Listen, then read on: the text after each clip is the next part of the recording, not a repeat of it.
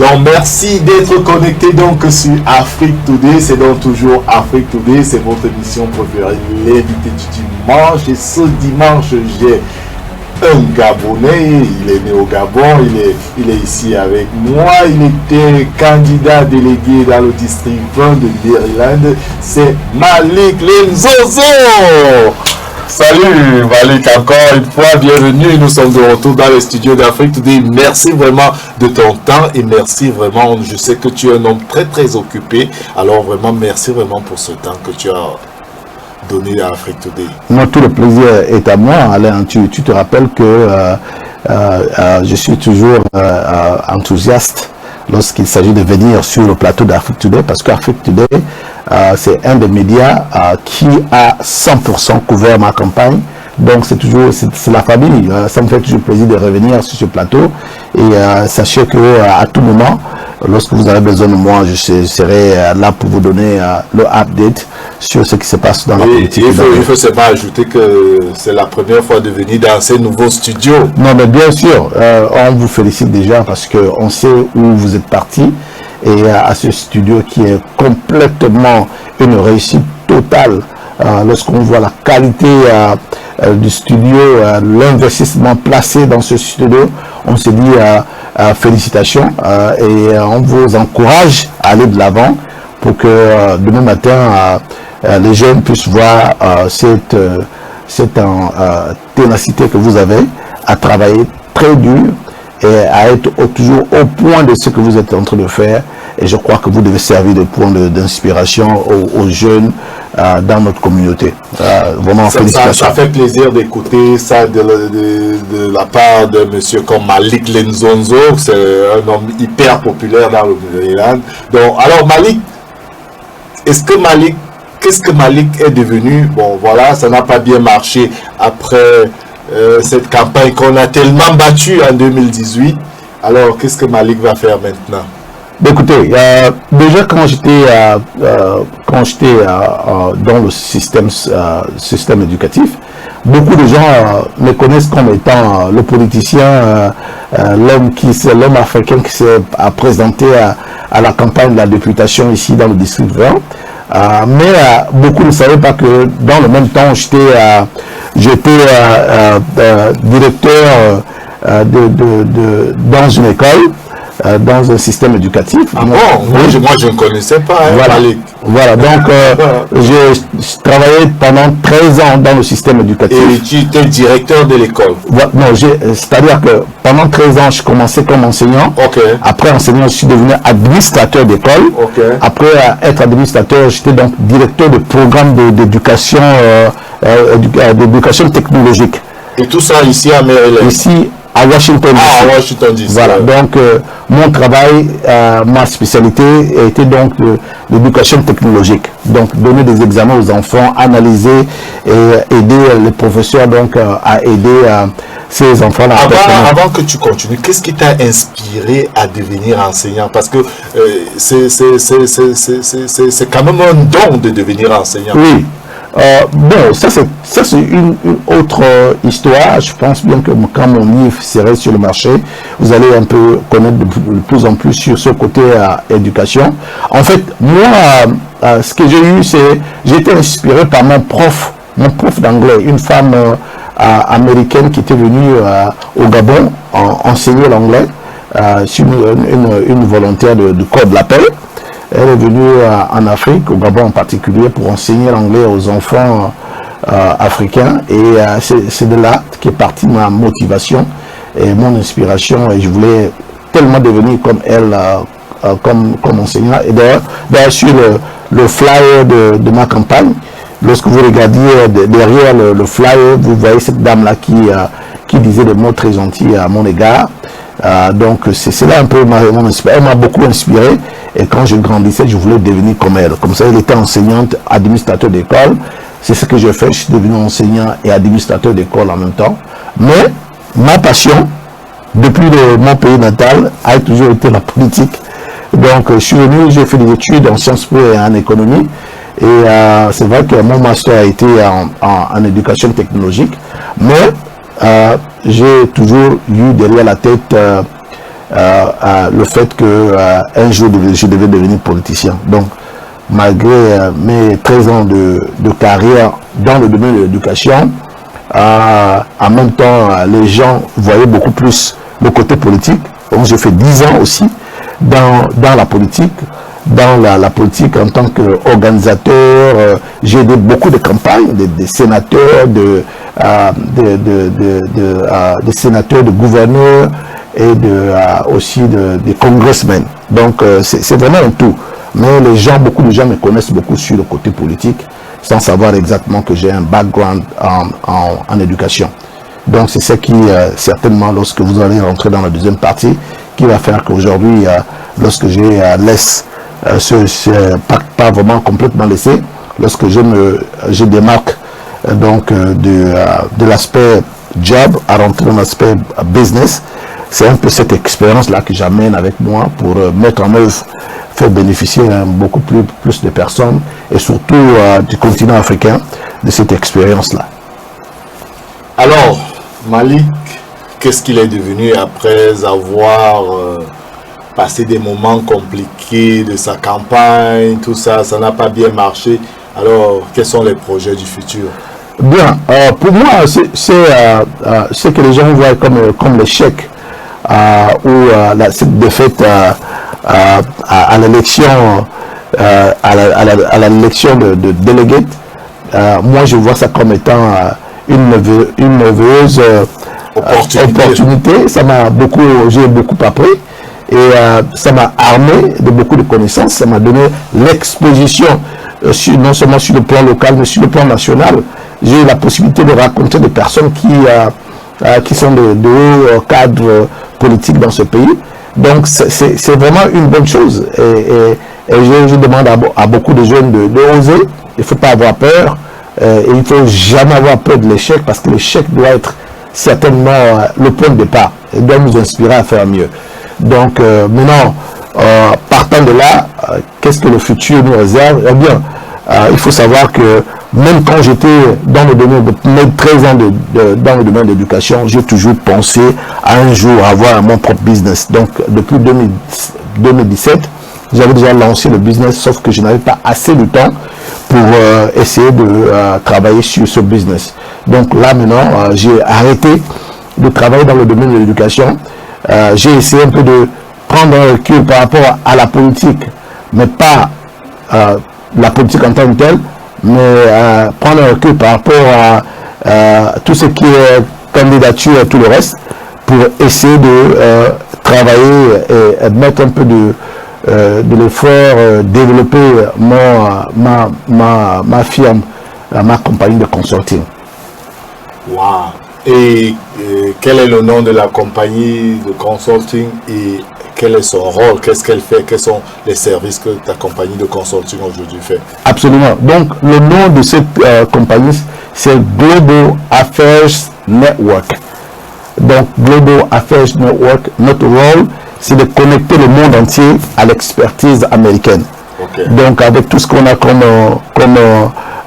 expertise, comme connaissance, on veut connecter, et quand on parle du monde entier, généralement, on a d'abord en idée notre communauté africaine, notre continent, essayer d'apporter donc notre connaissance à ce continent-là. Donc, et je ne suis pas seul, on a tout un groupe d'experts à travers tout le pays, et dans ce domaine de l'éducation, la politique et le business, dont je suis principalement le CEO. Le CEO de Global Affairs Network. Le Global Affairs Network. Et la compagnie a été créée en quelle année? En 2017. 2017, donc ça fait 3 ans. Ça fait 3 ans. Ça, c'est la 3e année, oui. Que ça existe. Alors, comment vous collaborez avec ces investisseurs, puisque Voilà, donc, pour parler par exemple de l'investisseur, donc vous attaquez le côté business. Je vous donne un exemple. Il y a beaucoup de start-up en Afrique. Il y a beaucoup de gens qui veulent commencer dans les entreprises. Mais généralement, les entreprises sont confrontées à ce problème d'investissement. Vous avez une bonne idée, mais généralement, c'est l'investissement qui vous bloque. qui fait en sorte que vous ne partez pas d'un point A à un point B. Donc, tout ce qu'on fait, c'est essayer de, si ces business-là, ces hommes d'affaires-là nous connectent et qu'ils nous donnent leur point de vue par rapport à, bon, c'est-à-dire qu'ils nous donnent qui nous disent leurs besoins, en ce moment, tout ce qu'on fait avec le cahier de contacts qu'on a, c'est donc de connecter avec les sources de sponsoring, à connecter avec des gens qui ont l'intérêt dans ce qu'ils font, et puis ça résulte à des financements, ça résulte à des besoins d'accompagnement. Et nous, au sein de Global Affairs Network, on a des spécialistes qui sont là pour accompagner ces businessmen, ces compagnies-là à aller au next level, à apporter leur business au niveau supérieur. Donc ça, c'est ce qui est le business. On fait aussi dans l'éducation. Comme vous savez, 13 ans dans le domaine de l'éducation, j'ai participé personnellement au programme de No Child Left Behind sous l'administration Bush. Donc j'étais assis avec les gens qui ont mis en place ce programme-là, No Child Left Behind sous l'administration Bush, puisque j'ai représenté mon école. Chaque représentant d'école venait donc au département de l'éducation américain s'asseoir pour donner leur point de vue par rapport à ce programme-là. Donc je connais comment échanger le curriculum d'école et tout le reste. Lorsque le président Barack Obama est devenu président, nous, on a eu aussi la possibilité de participer au programme qu'on appelle le Race to the Top. C'est un autre programme éducatif qui est en concordance avec l'éducation technologique dont je suis expert. Donc j'ai aussi participé à ça. Mais l'un des programmes qui m'a réellement fait plaisir, je vais dire un moment où je me suis senti vraiment très impliqué, c'est lorsque le programme de PARC, qui est un examen national qui se passe chaque année, depuis la classe de CPE jusqu'en terminale. Donc j'ai eu la possibilité d'être là, non seulement participer à implémenter ce programme, mais aussi à développer et à développer ces programmes au niveau local. Donc on venait de l'éducation nationale avec on était donc formés, et puis à notre tour on venait sur au niveau local pour former maintenant les profs et les administrateurs sur le terrain pour dealer avec ce programme-là, qui est un programme très très très avancé, qui prépare les élèves non seulement au collège, mais aux prochaines carrières dans la vie active. Donc moi j'étais au centre même de ce programme-là dès le départ.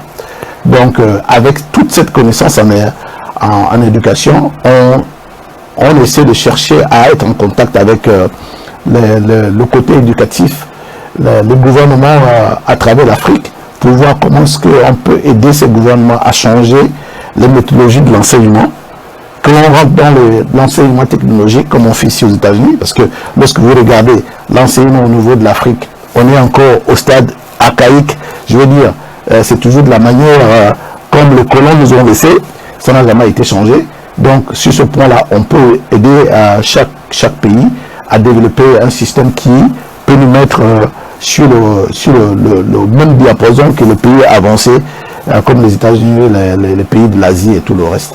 Donc c'est un peu là-dessus que on peut aider dans le domaine scolaire, mais c'est pas aller même jusqu'au simple fait que les gens qui veulent améliorer leurs connaissances, que ce soit dans le domaine de l'éducation, ça peut être des professionnels qui veulent apprendre, améliorer leurs compétences. On peut aider ces gens-là à les connecter avec des institutions de l'éducation supérieure ici, ou bien même à faire des stages. On peut connecter ces gens-là à des institutions appropriées pour aider. Ça peut être aussi amener jusqu'au plus bas degré où vous avez eu votre bac et vous ne connaissez personne au niveau des États-Unis. Vous avez besoin d'une personne pour vous aider dans la paperasse. Comment faire pour avoir une école de langue? Comment faire pour s'intégrer dans la société américaine. Lorsque vous venez, qui est votre mentor? Qui peut vous amener à faire la transition entre le pays où vous venez et les institutions ici au niveau des États-Unis, et vous montrer qu'est-ce qu'il faut faire pour que vous ne tombez pas dans les erreurs que vos aînés, comme nous autres, au lieu de répéter les mêmes erreurs, nous sommes là pour vous accompagner à vous insérer dans la société américaine et à suivre et respecter la loi américaine. Donc ça, c'est très important. Donc, le dernier aspect, je crois que c'est l'aspect politique. Les hommes politiques, le gouvernement et tout le reste. Généralement, quand il s'agit de l'Afrique, on a très peu de personnes qui comprennent le lobbying au niveau des États-Unis. Les États américains ne sont pas très connectés au gouvernement américain comme les autres. Vous avez par exemple l'État d'Israël. Vous voyez un peu que cet État a tellement de puissance au niveau du monde, mais leur puissance vient du fait qu'ils ont sérieusement développé une relation avec les États-Unis. Donc ce sont des gens qui sont ici, d'origine juive, qui sont ici, qui s'occupent de développer cette relation avec les États-Unis. Donc nous qui sommes dans l'appareil politique ici au niveau des États-Unis, c'est un travail que nous pouvons faire avec les gouvernements ou bien les hommes politiques africains, essayer de développer justement cette relation-là entre le gouvernement et les hommes politiques américains. Donc c'est un peu ça, et aussi coacher ceux qui sont inspirés à devenir des hommes politiques. On peut aider ces gens-là dans leurs activités électorales, comment battre une campagne, comment gagner une élection, comment faire en sorte que votre équipe électorale puisse fonctionner normalement. Donc c'est tout ça là que Global Affairs Network s'occupe. Wow, ça voilà. C'est grand. Est-ce que c'est payant tout ça pour les gens? Bien sûr, bien sûr. Et quels sont les prix? Comment si quelqu'un veut avoir le coaching dans votre société, comment ça se passe? À qui il veut s'adresser? Voilà, donc on a un website, on a un site qui s'appelle Global Affairs Network. Vous allez, vous remplissez une forme, vous lui dites exactement quels sont vos besoins. Une étude sera faite, une équipe regarde votre application, votre demande, et puis par rapport à cette demande-là, ce sont vos demandes qui déterminent le prix qu'on vous donne. On n'a pas un prix, chaque prix est cousu à la mesure de vos besoins.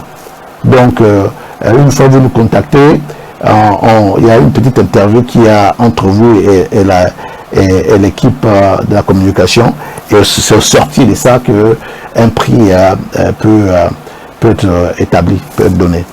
Wow, ça c'est vraiment intéressant, Malik. Donc cela veut dire que tu es hyper busy. De la politique au business. Alors Malik, la jeunesse africaine te regarde actuellement. Quel est le conseil que tu peux donner à un jeune Africain qui veut aussi réussir comme tu l'as fait? Parce que ça c'est une réussite. Voilà. Donc, quel est ce conseil?